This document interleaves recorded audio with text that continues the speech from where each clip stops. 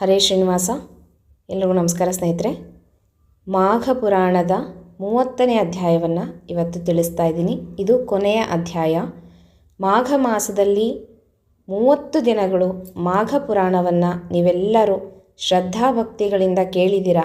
ಒಂದೊಂದು ಪುರಾಣವು ನಮಗೆ ಒಂದೊಂದು ಕಥೆಗಳನ್ನು ತಿಳಿಸಿಕೊಟ್ಟಿದೆ. ಮಾಘ ಮಾಸದಲ್ಲಿ ಮಾಡ್ತಕ್ಕಂಥ ಮಾಘ ಸ್ನಾನ ಮತ್ತು ಭಗವಂತನ ಪೂಜೆ, ಇದರಿಂದ ನಾವು ಎಷ್ಟು ಫಲವನ್ನು ಪಡೀಬೋದು, ಎಂತೆಂತಹ ಪಾಪಗಳಿಂದ ನಾವು ಮುಕ್ತರಾಗ್ಬೋದು, ಪುಣ್ಯವನ್ನು ಸಂಪಾದನೆ ಮಾಡ್ಬೋದು ಅಂತ ನೀವೆಲ್ಲರೂ ತಿಳ್ಕೊಂಡಿದ್ದೀರಾ. ತುಂಬ ಒಂದು ಪುಣ್ಯಕರವಾದಂಥ ಕೆಲಸ ಇದು. ನನಗೂ ನಿಮಗೂ ಇಬ್ರಿಗೂ ಮಾಘ ಪುರಾಣ ಹೇಳಿದ್ದಕ್ಕೆ ನನಗೂ ಸಹ ಪುಣ್ಯ, ಕೇಳಿದ್ದಕ್ಕೆ ನಿಮಗೂ ಸಹ ಪುಣ್ಯ ಬಂದಿದೆ. ಹಾಗಾಗಿ ಯಾರೆಲ್ಲ ಮಾಘ ಪುರಾಣವನ್ನು ಆಲಿಸಿದಿರೋ ಅವ್ರಿಗೆಲ್ಲರಿಗೂ ಮಾಘಾಧಿಪತಿಯಾದಂತಹ ಶ್ರೀಹರಿಯ ಅನುಗ್ರಹ ಆಗಲಿ ಅಂತ ನಾನು ಸಹ ಪ್ರಾರ್ಥನೆಯನ್ನು ಮಾಡ್ತೀನಿ. ಮತ್ತು ಯಾರಿಗೆಲ್ಲ ಮಾಘ ಪುರಾಣ ಕೇಳಲಿಕ್ಕೆ ಆಗಿಲ್ವೋ, ನಾಳೆಯ ದಿವಸ ಆ 30 ಅಧ್ಯಾಯಗಳನ್ನು ಒಂದೇ ದಿವಸ ಕೇಳಿದರೂ ಸಹ ಅಷ್ಟೇ ಪುಣ್ಯ ಇದೆ. ಎಲ್ಲರೂ ಸಹ ಪುಣ್ಯ ಸಂಪಾದನೆಯನ್ನು ಮಾಡಬೇಕು ಈ ಒಂದು ಜನ್ಮದಲ್ಲಿ ಅಂತ ಹೇಳ್ತಾ, ಇಂತಹ ಒಂದು ಒಳ್ಳೆಯ ವಿಡಿಯೋಸ್ನ ಮಾಡಿದ್ದಕ್ಕೆ ನನಗೂ ಸಹ ತುಂಬ ಸಂತೋಷ ಇದೆ. ನಿಮ್ಮೆಲ್ಲರ ಒಂದು ಸಹಕಾರದಿಂದ ಅಂತ ಹೇಳ್ಬೋದು. ಯಾಕಂದರೆ ನಾನು ಪ್ರತಿ ವರ್ಷ ಏನು ಮಾಘ ಪುರಾಣ ಹೇಳ್ತಾ ಇರಲಿಲ್ಲ. ಈ ಬಾರಿ ತುಂಬ ಜನ ಕೇಳ್ಕೊಂಡ್ರಿ, ಮಾಘ ಪುರಾಣ ಹೇಳ್ರಿ, ನಾವೆಲ್ಲ ಕೇಳಬೇಕು ಅಂತ. ನಿಮ್ಮೆಲ್ಲರ ಸಹಕಾರದಿಂದ ಒಂದು ದಿನವೂ ವಿಘ್ನ ಬರದೆ 30 ದಿನಗಳು ಪುರಾಣ ಹೇಳೋದು ಅಂದರೆ ಸುಮ್ಮನೆ ಅಲ್ಲ. ಒಂದೊಂದು ದಿನ ಮಿಸ್ ಆಗಿಬಿಡುತ್ತೆ. ನಾವು 30 ದಿನ ಕಂಟಿನ್ಯೂಸ್ ಆಗಿ ವೀಡಿಯೋಸ್ ಹಾಕ್ತೀವಿ ಅಂದರೆ ಸುಳ್ಳು ಮಾತು, ಆಗೋದಿಲ್ಲ. ಆದರೆ ಈ ಒಂದು ಪುರಾಣವನ್ನು ಹಿಡ್ದಾಗಿಂದನೂ ಒಂದು ದಿನವೂ ನನಗೆ ಇದರಿಂದ ತೊಂದರೆ ಅಂತ ಅನ್ನಿಸ್ಲಿಲ್ಲ. ಎಷ್ಟು ಸುಸೂತ್ರವಾಗಿ ವೀಡಿಯೋಸ್ನ ನಾನು ಮಾಡಿ ಹಾಕಿಬಿಡ್ತಾಯಿದ್ದೆ. ರಾತ್ರಿ ಲೇಟ್ ಆದರೂ ಪರವಾಗಿಲ್ಲ, ನೀವೆಲ್ಲ ಕಾಯ್ತಾ ಇರ್ತೀರಾ, ಬೆಳಗ್ಗೆ ಎದ್ದ ತಕ್ಷಣ ಪೂಜೆ ಮಾಡಿಕೊಂಡು ಮಾಘ ಪುರಾಣ ಕೇಳ್ತೀರಾ ಅನ್ನೋ ಒಂದು ಉದ್ದೇಶದಿಂದ ನಾನು ರಾತ್ರಿ ಹಾಕ್ತಾಯಿದ್ದೆ ವೀಡಿಯೋಸ್ನ. ನೀವು ಅದೇ ಪ್ರಕಾರವಾಗಿ ಮಾಘ ಪುರಾಣವನ್ನು ಆಲಿಸಿದಿರ. ನಿಮಗೆಲ್ಲರಿಗೂ ಒಳ್ಳೆಯದಾಗಲಿ, ಇಷ್ಟಾರ್ಥಗಳು ಸಿದ್ಧಿಯಾಗಲಿ, ಮುಖ್ಯವಾಗಿ ಮಾಘಾಧಿಪತಿಯಾದಂತಹ ಶ್ರೀಹರಿಯ ಅನುಗ್ರಹ ಆಗಲಿ ಅಂತ ನಾನು ಬೇಡ್ಕೊತ ಇವತ್ತು ಕೊನೆಯ ಅಧ್ಯಾಯವನ್ನು ತಿಳಿಸ್ತಾ ಇದ್ದೀನಿ. 30ನೇ ಅಧ್ಯಾಯ. ಇದು ಮಾಘ ಪುರಾಣದ ಫಲಶ್ರುತಿ ಏನು ಹೇಳುತ್ತೆ ಅಂತ ತಿಳ್ಕೊಳ್ಳಂತೆ. ಮಾಘ ಪುರಾಣವನ್ನು ಕೇಳೋದು ಒಂದಾಯಿತು ಅಂದರೆ ಫಲಶ್ರುತಿಯನ್ನು ಕೇಳೋದು ತುಂಬ ಒಂದು ಪುಣ್ಯಕರ ಅಂತ ಹೇಳ್ತೀನಿ. ತುಂಬ ಒಂದು ಪುಣ್ಯ. ಇಷ್ಟು ದಿನ ಕೇಳಿ ಇವತ್ತು ಬಿಡೋದಲ್ಲ, ಕೊನೆಯದಾಗಿ ಫಲಶ್ರುತಿಯನ್ನು ಎಲ್ಲರೂ ತಪ್ಪದೇ ಕೇಳಬೇಕು. ಅಂತಹ ಒಂದು ಪುಣ್ಯಕರವಾದಂಥ ಮಾಘ ಪುರಾಣದ ಫಲಶ್ರುತಿಯನ್ನು ಇವತ್ತು ನಿಮಗೆ ತಿಳಿಸ್ತಾ ಇದ್ದೀನಿ. ಎಲ್ಲರೂ ಭಕ್ತಿಯಿಂದ ಕೇಳಿ, ಭಗವಂತನ ಮುಂದೆ ಒಂದು ತುಪ್ಪದ ದೀಪವನ್ನು ಹಚ್ಚಿಟ್ಟು ಒಂದಷ್ಟು ಅಕ್ಷತೆ ಕಾಳನ್ನು ಭಗವಂತನ ಪಾದಗಳಿಗೆ ಅರ್ಪಣೆ ಮಾಡಿ ನಮಸ್ಕಾರವನ್ನು ಮಾಡಿರಿ. ಎಲ್ಲರಿಗೂ ಪುಣ್ಯ ಬರಲಿ ಅಂತ ಹೇಳ್ತಾ, ಈಗ ಮಾಘ ಪುರಾಣದ 30ನೇ ಅಧ್ಯಾಯ, ಮಾಘ ಪುರಾಣದ ಫಲಶ್ರುತಿ. ಕೃತ್ಸುಮದನು ಜಹ್ನುವಿಗೆ ಮಾಘ ಮಾಸದ ಮಹಿಮೆಯನ್ನು ಸವಿವರವಾಗಿ ಹೇಳಿದ ಬಳಿಕ ಜಹ್ನುವಿಗೆ ತಾನು ಈ ವ್ರತವನ್ನಾಚರಿಸುವ ಇಚ್ಛೆಯಾಯಿತು. ಮಹರ್ಷಿ, ನಿನ್ನಿಂದ ವ್ರತಕಥೆಗಳನ್ನು ಕೇಳಿ ಪುನೀತನಾದೆ. ನನಗೂ ಈ ವ್ರತವನ್ನಾಚರಿಸುವ ಆಸೆಯಾಗಿದೆ. ಈ ವ್ರತವನ್ನು ಆಚರಿಸುವ ವಿಧಾನವನ್ನು ತಿಳಿಸಿ ಉಪಕಾರ ಮಾಡು ಎಂದು ಕೇಳಿಕೊಂಡನು. ಕೃತ್ಸುಮದನು ಉತ್ತರಿಸುತ್ತಾ, ಜಹ್ನು, ಮಾಘ ಮಾಸ ವ್ರತವನ್ನು ಶ್ರದ್ಧಾಭಕ್ತಿಗಳಿಂದ, ನೇಮನಿಷ್ಠೆಗಳಿಂದ, ತಿರಸ್ಕಾರ ಮನೋಭಾವ ತೋರದೆ ಆಚರಿಸಬೇಕು. ನೀನು ಮಾಘ ಮಾಸದ ಮಹಿಮೆಯನ್ನು ಈಗಾಗಲೇ ಕೇಳಿ ತಿಳಿದಿರುವೆ. ಈ ಮಹಾತ್ಮೆಯನ್ನು ಆದರದಿಂದ ಕೇಳುವವನು ತನ್ನ ಸಮಸ್ತ ಪಾಪಗಳಿಂದ ಬಿಡುಗಡೆ ಹೊಂದುವನೆಂಬುದರಲ್ಲಿ ಸಂದೇಹವೇ ಇಲ್ಲ.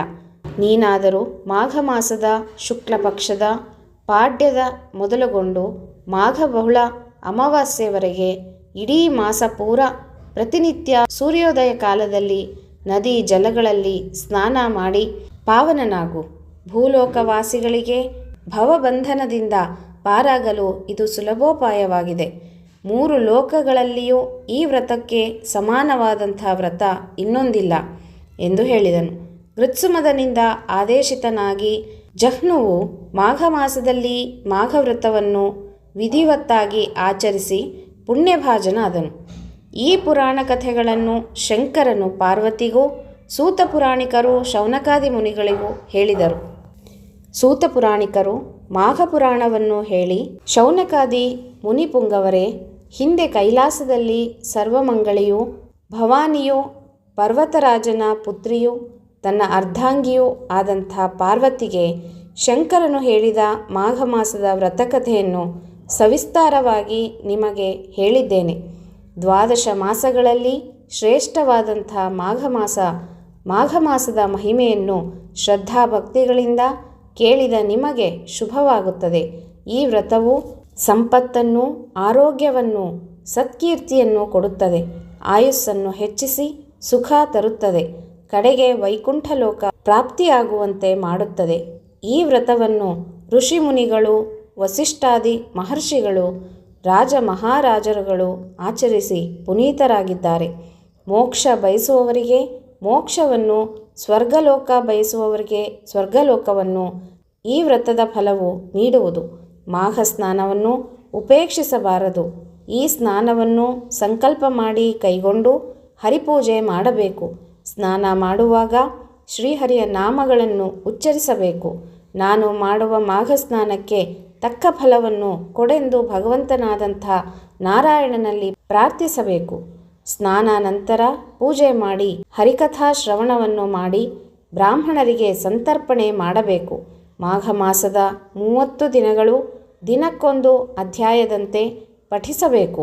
ಸಕಲ ಪಾಪ ಪರಿಹಾರ ಮಾಡುವ ಮಾಘ ಸ್ನಾನ ಶುಭಕರವಾಗಿರುತ್ತದೆ. ಇದು ಸೂರ್ಯ ಚಂದ್ರರಿರುವಂತೆಯೇ ಸತ್ಯ ಎಂದು ಶೌನಕಾದಿ ಮುನಿಗಳು ತಿಳಿಸಿದರು. ಮಾಘ ಮಾಸದ ಮಹಿಮೆಯನ್ನು ಸೂತರಿಂದ ತಿಳಿದ ಶೌನಕಾದಿ ಮುನಿಗಳು ತಾವು ವ್ರತವನ್ನಾಚರಿಸಿ ಪುನೀತರಾದರು. ಶಂಕರನಿಂದ ಮಾಘ ಮಾಸ ಮಹಿಮೆ ತಿಳಿದ ಪಾರ್ವತಿ, ಪ್ರಾಣವಲ್ಲಭ ಪರಮೇಶ್ವರ, ನಾನು ನಿನ್ನಿಂದ ಮಾಘ ಮಾಸದ ಮಹಿಮೆ ತಿಳಿದು ಭಾಗ್ಯಶಾಲಿಯಾದೆ. ಈ ಸ್ನಾನವು ಎಲ್ಲರಿಗೂ ಶುಭವನ್ನು ತರುವಂತಾಗುತ್ತದೆ ಎಂಬುದು ಎಲ್ಲರಿಗೂ ತಿಳಿಯುವಂತಾಗಲಿ ಎಂದು ಹೇಳಿ ಪರಮೇಶ್ವರನಿಗೆ ನಮಸ್ಕಾರ ಮಾಡಿ ತನ್ನ ಭಾಗ್ಯವೇ ಭಾಗ್ಯ ಎಂದು ಸಂತೋಷದಿಂದ ಸಂತುಷ್ಟಳಾದಳು. ಇತಿ ಶ್ರೀ ಮಾಘ ಪುರಾಣ 30ನೇ ಅಧ್ಯಾಯ ಸಂಪೂರ್ಣವಾಗಿದೆ. ಶ್ರೀಕೃಷ್ಣ ಅರ್ಪಣಮಸ್ತು. ಸ್ನೇಹಿತರೆ, ಇಲ್ಲಿಗೆ ಮಾಘ ಪುರಾಣ ಮುಗಿದಿದೆ. ಇಷ್ಟು ದಿನ ಯಾರು ಭಕ್ತಿ ಶ್ರದ್ಧೆಗಳಿಂದ ಮಾಘ ಪುರಾಣವನ್ನು ಕೇಳಿದಿರೋ ನಿಮ್ಮ ಎಲ್ಲರ ಕಷ್ಟಗಳ ಪರಿಹಾರ ಆಗಲಿ, ಸುಖ ಸಂಪತ್ತು ಐಶ್ವರ್ಯ ಎಲ್ಲವೂ ಪ್ರಾಪ್ತಿಯಾಗಲಿ, ನೆಮ್ಮದಿಯಿಂದ ಸುಖವಾಗಿ ಜೀವನ ಮಾಡುವಂಥದ್ದಾಗಲಿ ಅಂತ ಹೇಳಿಬಿಟ್ಟು ಭಗವಂತನಲ್ಲಿ ಪ್ರಾರ್ಥನೆ ಮಾಡ್ತಾ, ಇಷ್ಟು ದಿನ 30 ದಿನ ಹೇಳಿರುವಂಥ ಮಾಘ ಪುರಾಣದಲ್ಲಿ ಕಿಂಚಿತ್ತೇನಾದರೂ ನನಗೆ ಅಂತ ಪುಣ್ಯ ಬಂದಿದ್ದರೆ ಅದನ್ನು ನಮ್ಮ ಗುರುಗಳ ಪಾದಕ್ಕೆ ಅರ್ಪಣೆಯನ್ನು ಮಾಡ್ತಾ ಮತ್ತೆ ಮುಂದಿನ ವಿಡಿಯೋ ಒಟ್ಟಿಗೆ ಸಿಗ್ತೀನಂತೆ ಸ್ನೇಹಿತರೆ. ಹರೇ ಶ್ರೀನಿವಾಸ.